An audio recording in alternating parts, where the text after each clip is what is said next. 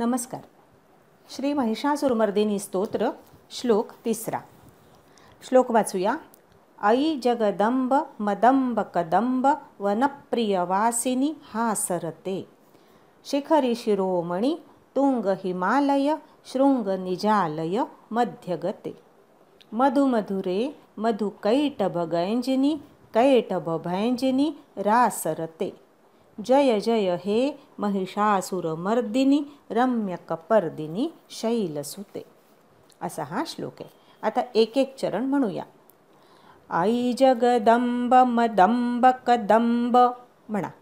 आई जगदंब मदंब कदंब वनप्रियवासिनी हासरते म्हणा. वनप्रियवासिनी हासरते. आता पूर्ण ओळ. आई जगदंब मदंब कदंब वनप्रियवासिनी हासरते म्हणा. आई जगदंब मदंब कदंब वनप्रियवासिनी हासरते. आता दुसरी ओळ. शिखरी शिरोमणी तुंग हिमालय म्हणा. शिखरी शिरोमणी तुंग हिमालय शृंग निजालय मध्यगते म्हणा. शृंग निजालय मध्यगते. आता पूर्ण ओळ. शिखरी शिरोमणी तुंग हिमालय शृंग निजालय मध्यगते म्हणा. शिखरी शिरोमणी तुंग हिमालय शृंग निजालय मध्यगते. आता तिसरी ओळ.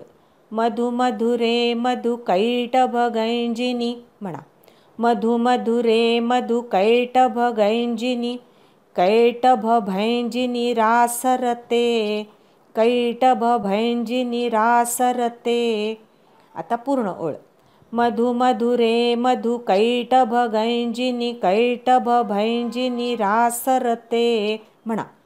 मधुमधुरे मधुकैटभगैंजिनी कैटभभैंजिनी रासरते. आता चौथी ओळ. जय जय हे महिषासुरमर्दिनी रम्यकपर्दिनी शैलसुते म्हणा. जय जय हे महिषासुरमर्दिनी रम्यकपर्दिनी शैलसुते. या श्लोकामध्ये आई जगदंब मदंब कदंब सरळच आहे. जोडाक्षर आहे तिथे नीट जोर देऊन म्हणायचं. आई जगदंब मदंब कदंब वनप्रियवासिनी हासरते. वनप्रिय प वर आघात द्यायचा. वनप्रियवासिनी हासरते आणि सी आणि नी ऱ्हस्व म्हणायचं. दुसऱ्या ओळीमध्ये शिखरी शिरोमणी तुंग हिमालय सरळच आहे. शिखरी असं म्हणायचं. शिखरी शिरोमणी तुंग हिमालय शृंग निजालय मध्यगते सरळच आहे. तिसऱ्या ओळीमध्ये मधुमधुरे मधुकैटभगैंजिनी हा चरणाचा पूर्वार्ध. मधुकैटभगैंजिनी तिथे गंजिनी तो जो अनुस्वार आहे तो य त्याचा उच्चार करायचा. मधुमधुरे मधुकैटभगैंजिनी य आहे तिथे. कैटभभैंजिनी तसंच म्हणायचं. रासरते. आता कैटभगंजिनी कैटभभैंजिनी म्हणजे या ओळीमध्ये देवीच्या पराक्रमाचं वर्णन आहे आणि त्याच्यामुळे आपणही ते शब्द जोरकस म्हटले पाहिजे. मधुमधुरे मधुकैटभगैंजिनी कैटभभैंजिनी रासरते. चौथी ओळ माहीतच आहे आपल्याला. जय जय हे महिषासुरमर्दिनी रम्यकपर्दिनी शैलसुते असं आघात देऊन म्हणायचं. या गोष्टी लक्षात घेऊन आता आपण पूर्ण श्लोक म्हणूया. आई जगदंब मदंब कदंब वनप्रियवासिनी हासरते. शिखरी शिरोमणी तुंग हिमालय शृंग निजालय मध्यगते. मधुमधुरे मधुकैटभगैंजिनी कैटभभैंजिनी रासरते. जय जय हे महिषासुरमर्दिनी रम्यकपर्दिनी शैलसुते म्हणा. आई जगदंब मदंब कदंब प्रियवासिनी हासरते शिखरी शिरोमणि तुंग हिमालय शृंग निजालय मध्यगते मधुमधुरे मधुकैटभ गैजिनि कैटभ भैजिनि रासरते जय जय हे महिषासुरमर्दिनि रम्यकपर्दिनि शैलसुते।